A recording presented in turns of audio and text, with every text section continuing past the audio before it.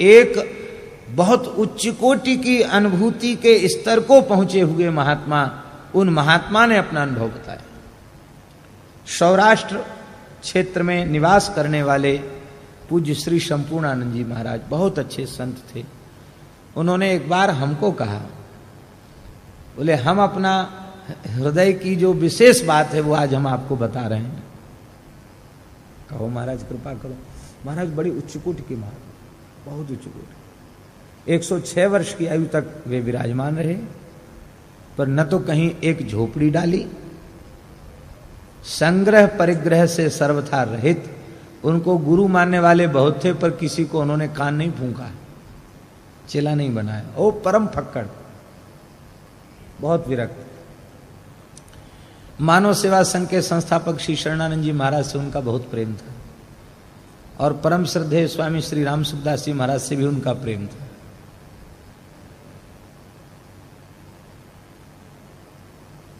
पर वे संभवतः विशेष ख्यात इसलिए नहीं हुए, एक तो वे बहुत छिपाने में सारा यत्न उन्होंने किया, दूसरे न तो उन्होंने अपने जीवन में कोई संस्था बनाई, न किसी संस्था से जुड़े।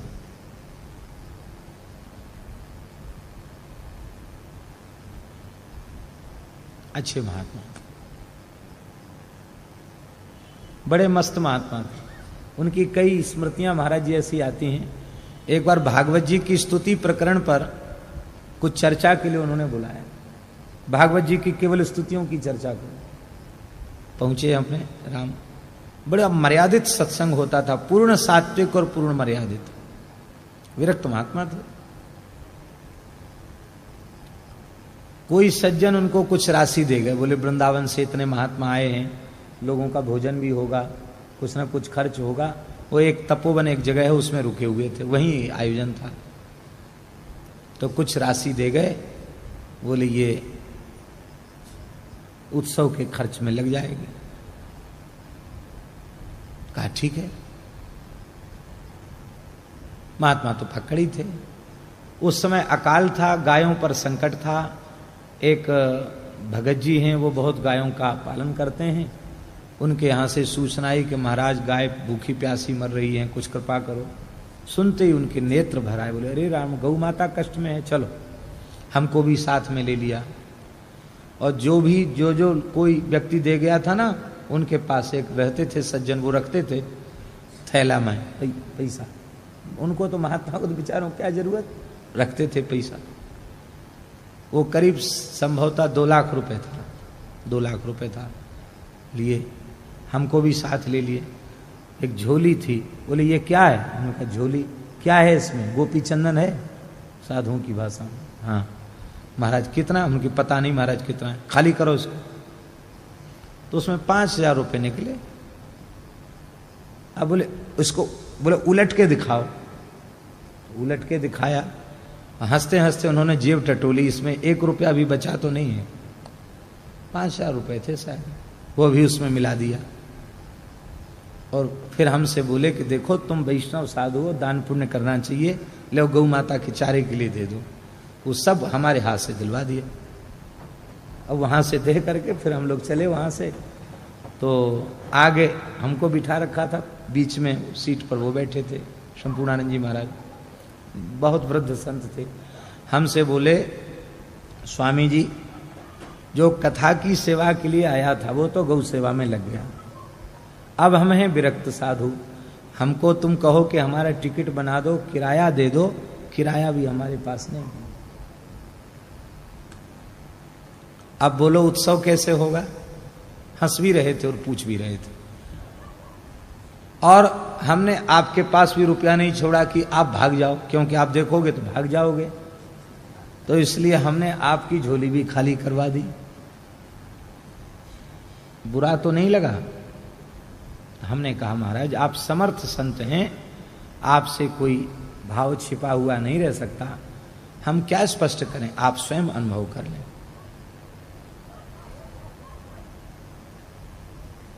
थोड़ी देर बाद मौन हो गए, वो इस सुन के मौन हो गए।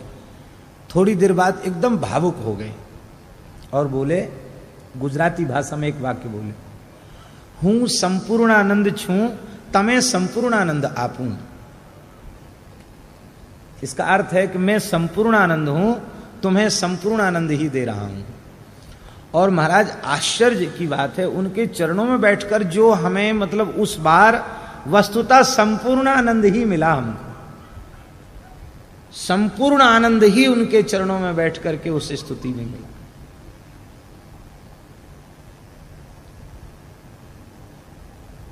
तो क्या कह रहे थे, उनकी बात, वो मूल बात तो भूल गए हैं?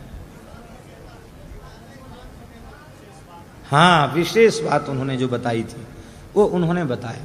उन्होंने कहा कि देखो 3 प्रकार से भगवत संबंध सुदृढ़ होता है। संपूर्णानंद जी ने एकांत में हमको बताया 3 प्रकार से भगवत संबंध सुदृढ़ होता है। या तो ज्ञान पूर्वक संबंध जोड़ लो,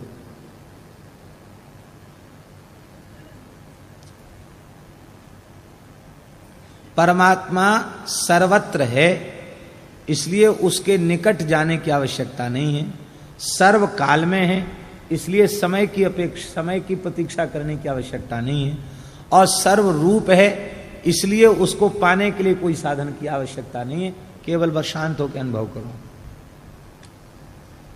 शांत उपासित है, ज्ञान पूर्वक भगवान से संबंध जोड़ लेना। अहम ब्रह्मास्मि तत्त्वमसि, प्रज्ञानम ब्रह्म इत्यादि प्रकार से बोले इन श्रुति वाक्यों को अनुभव करके, अपरोक्षानुभव करके अब बिल्कुल निर्विकल्प भाव से और ब्रह्म रूप में प्रतिष्ठित हो जाना, ये ज्ञान पूर्वक संबंध है। दूसरा, कर्मणे नैव संसिद्धिम आस्थिता जनकादयः।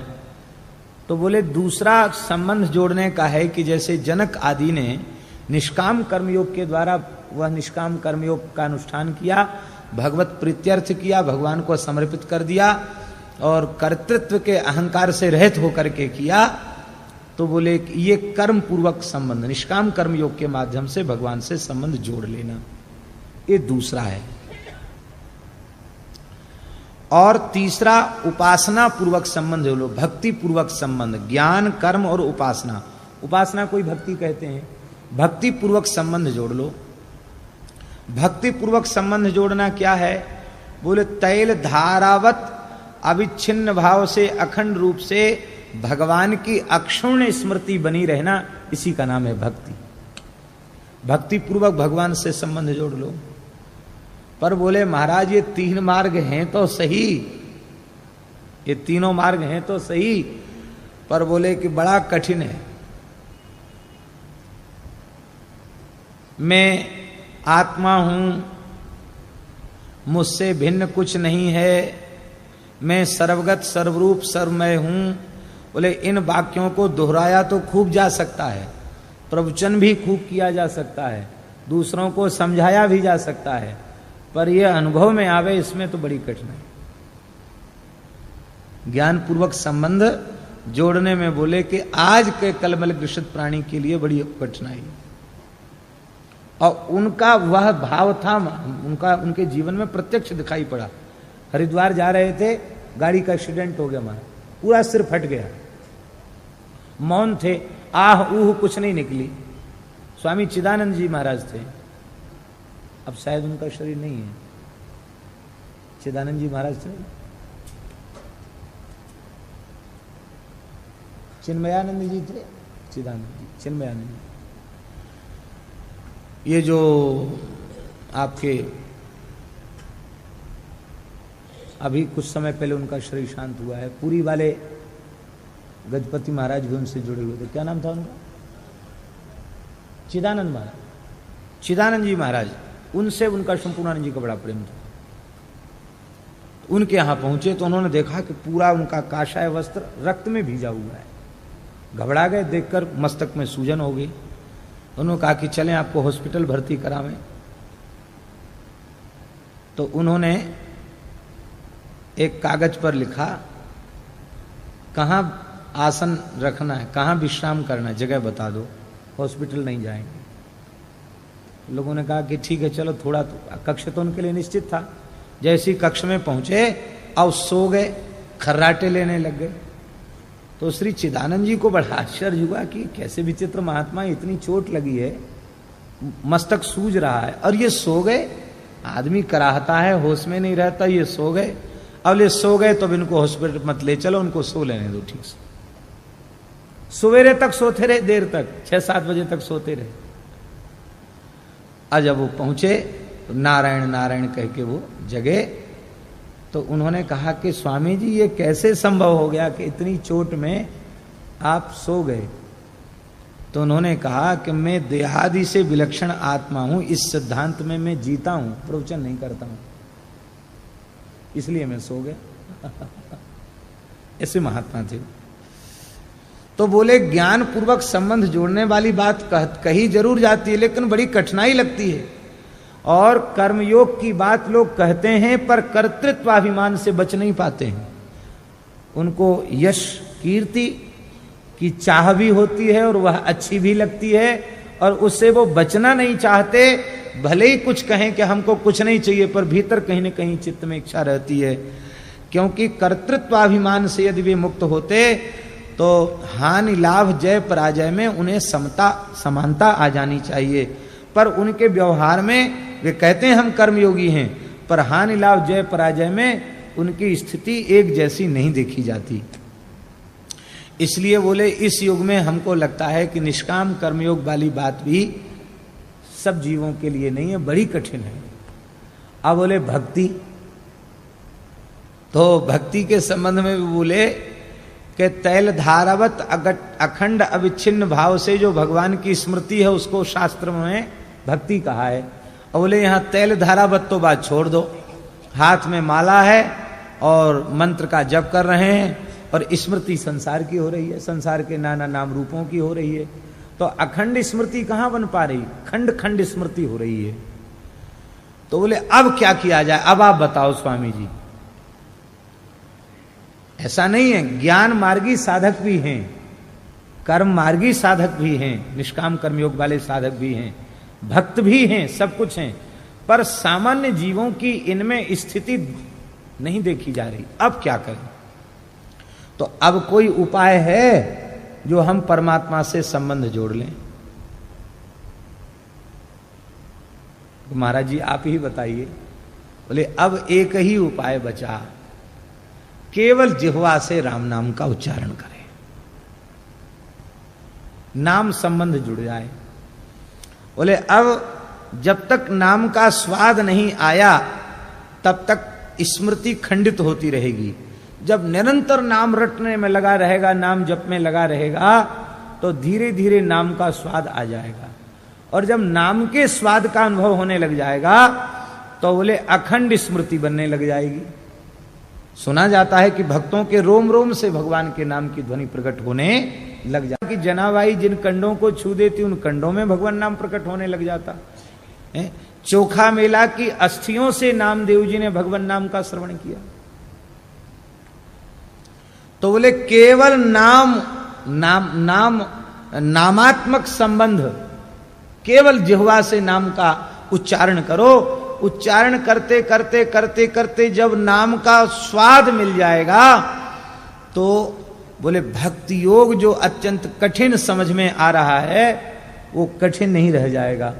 बोले अखंड स्मृति बनने लग जाएगी केवल नाम के द्वारा, तो अपने आप भक्ति योग शुरू हो जाएगा। और बोले जब भक्ति योग शुरू हो जाएगा तो अपने आप सारे कर्म भगवान की प्रसन्नता के लिए होंगे और उन्हें भगवान के ही चरणों में समर्पित कर दिया जाएगा। कर्तृत्व के अहंकार से छुट्टी मिल जाएगी, तो बिना प्रयत्न किए निष्काम कर्मयोग बनने लग जाएगा। और केवल नाम से भक्ति योग की सिद्धि हो गई, केवल नाम से निष्काम कर्मयोग की सिद्धि हो गई। और बोले फिर उस स्थिति में नाम का आश्रय लिए रहेगा तो बोले ज्ञान पूर्वक संबंध भी जुड़ जाएगा।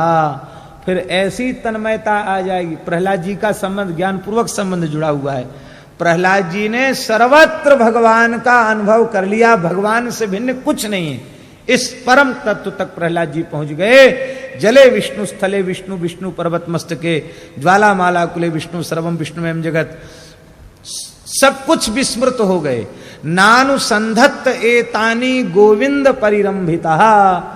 गोविंद भगवान ने हमको अपने हृदय से लगा रखा है, इस भाव में डूबकर प्रहलाद जी को कुछ भी स्मृति नहीं रह जाती, सब कुछ प्रहलाद जी भूल जाते। बोले यही है ज्ञान पूर्वक संबंध, सारी उपाधियों का विस्मरण होकर के ब्रह्म स्वरूप में प्रतिष्ठा हो जानी, यही ज्ञान पूर्वक संबंध है। तो बोले कि हमको यह अनुभव में आया है कि केवल कलिकाल के प्राणी अब नाम को छोड़ करके ज्ञानपूर्वक संबंध बनाने का प्रयत्न करेंगे, बोले बेकार जाएगा, क्योंकि चित्त समाहित नहीं है, वैराग्य भोगों से है, नहीं तो कैसे हो पाएगा। वैराग्य के अभाव में जो ज्ञान प्राप्त किया जाता है वह केवल उदर पूर्ति का साधन बन के रह जाता है, शंपूर्णानंद जी कहते। तो बोले कि नाम को यदि छोड़ दिया जाए इस कलिकाल में तो साधक की ऐसी पात्रता नहीं कि सीधे सीधे ज्ञान पूर्वक संबंध जोड़ ले, और न वो कर्म पूर्वक संबंध निष्काम कर्मयोग के द्वारा भगवत संबंध को सुदृढ़ बना सकता है, अना भक्ति योग। इसलिए बोले हमको ये समझ में आया, इसीलिए कलयुग में चहुजुग चहुश्रुति नाम प्रभाव कलि विशेष नहीं आन